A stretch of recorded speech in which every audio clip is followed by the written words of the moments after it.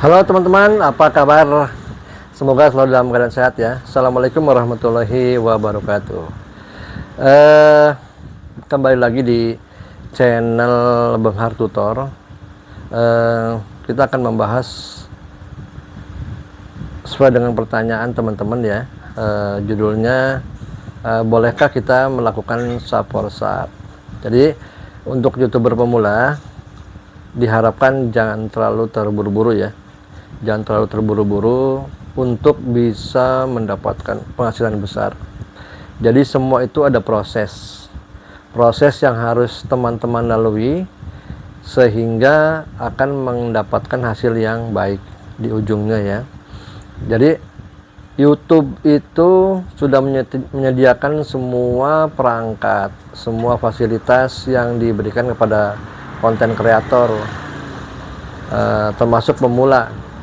Jadi teman-teman yang masuk ke kategori YouTuber pemula harus berhati-hati, harus sabar ya dalam melakukan pembuatan video. Jadi kalau kita lihat nih di YouTube juga memang kan banyak ya, banyak teman-teman kreator lain juga yang menampilkan ya beberapa penghasilan, sehingga membuat teman-teman YouTuber pemula itu seperti ingin seperti mereka. Padahal kan kita nggak tahu prosesnya kayak apa tuh. Mereka itu melalui perjalanan dari awal sampai dia menghasilkan gaji dari YouTube, mungkin dari mulai ribuan, puluhan ribu, ratusan ribu, jutaan, dan mungkin bahkan puluhan juta atau ratusan juta. Kita nggak tahu prosesnya. Nah, buat teman-teman, jadi jangan sampai terlalu larut terbawa terbawa informasi-informasi di luar yang kurang baik buat teman-teman semua, terutama mengenai penghasilan. Dan pada dasarnya hampir 80% itu semua YouTuber ingin buru-buru mendapatkan hasil yang besar, ingin buru-buru monetisasi ya, tapi tidak memikirkan bagaimana caranya dia membuat video yang baik sehingga orang tertarik untuk menonton video kita ya. Nah, jadi sebaiknya pelajari dulu langkah-langkahnya, apa yang harus dipelajari. Di video saya sebelumnya sudah ada langkah-langkah untuk menjadi YouTuber pemula ya terutama. Nah, pertanyaan kembali ke judul, bahwa bolehkah melakukan sub for sub? Pertanyaan itu sebenarnya ya boleh-boleh aja, nggak ada yang dilarang gitu ya. Cuman kan kita harus memikirkan efek dari sub for sub itu bagaimana, apakah menguntungkan atau justru akan sebaliknya merugikan kita ya. Jadi harus dipikirkan sub for sub itu apakah merugikan atau malah menguntungkan. Berdasarkan pengalaman yang saya lalui, jadi video yang saya buat kebanyakan adalah pengalaman diri saya sendiri ya. Tentunya bukan di channel ini, karena channel ini kan belum monet ya, masih seumur jagung, masih beberapa minggu. Jadi belum belum bisa menceritakan di video ini, di channel ini maksudnya. Jadi saya menceritakan channel saya yang lain yang sudah monet, dan itu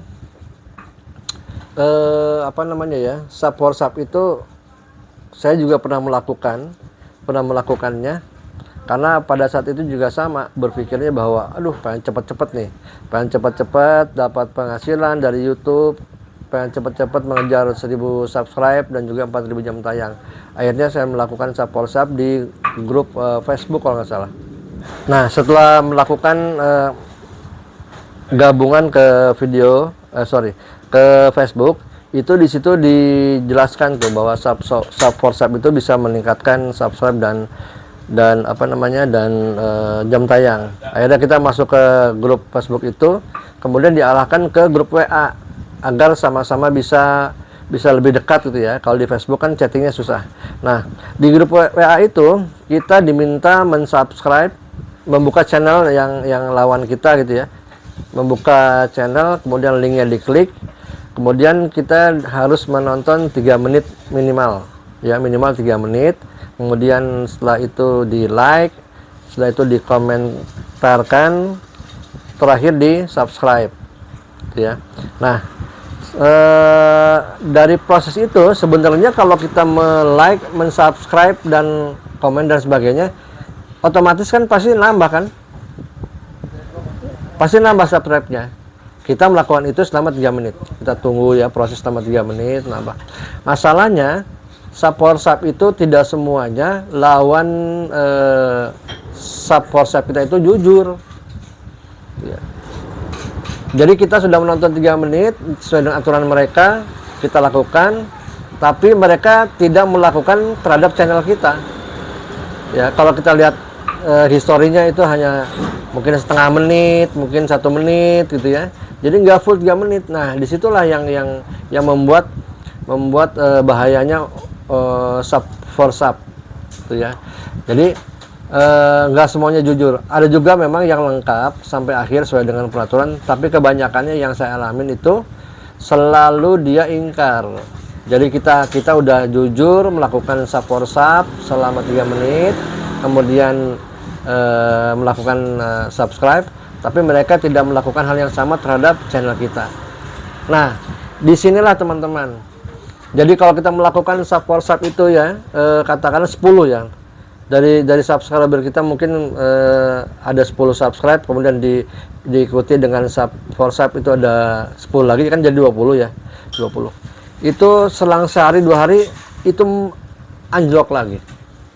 Ya, harusnya yang normal subscribe kita normal kan 10 ya. Itu karena kita mengikuti sub for sub tadi, itu malah bukan 10 jadi 8. Jadi berkurangnya 12. Nah, disitulah kita rugi. Jadi sistem YouTube-nya jadi ngaco tuh. Ngaco dianggapnya spam ya. Sesuatu yang memang tidak lumrah, tidak wajar di mesin pencariannya, di sistem YouTube-nya, sehingga itu akan anjlok. Nah, itu yang menyebabkan bahwa sub for sub itu kurang nyamannya di situ. Karena saya merasakan sendiri bahwa dengan melakukan sub for sub sih memang nambah, tapi 2-3 hari ke depan itu sub for sub yang kita ikuti kemarin tuh ambles semuanya, gitu ya. Nah, jam tayang juga sama. Karena itu mungkin dia nontonnya cuma sedikit, kan dianggapnya kan kayak spam ya, kayak cuman iseng-iseng doang klik ya. Tapi ternyata kalau kita nontonnya benar, minimal 3 menit, itu akan masuk ke jam tayangnya YouTube, masuk ke sistem dan terkunci gitu ya, bahwa ini channel video ini sudah ditonton sekian lama waktunya. Itu nggak apa-apa, bagus ya. Nah, masalahnya satu cuman ada beberapa yang tidak jujur terhadap terhadap proses sub for sub. Gitu teman-teman ya. Jadi buat teman-teman lebih hati-hati lagi untuk melakukan hal ini.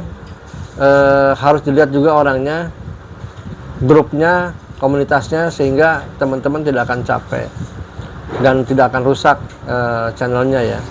Kalau rusak sih sebenarnya kita nggak tahu ya, tapi yang jelas yang saya rasakan itu anjlok karena melakukan sub for sub ya.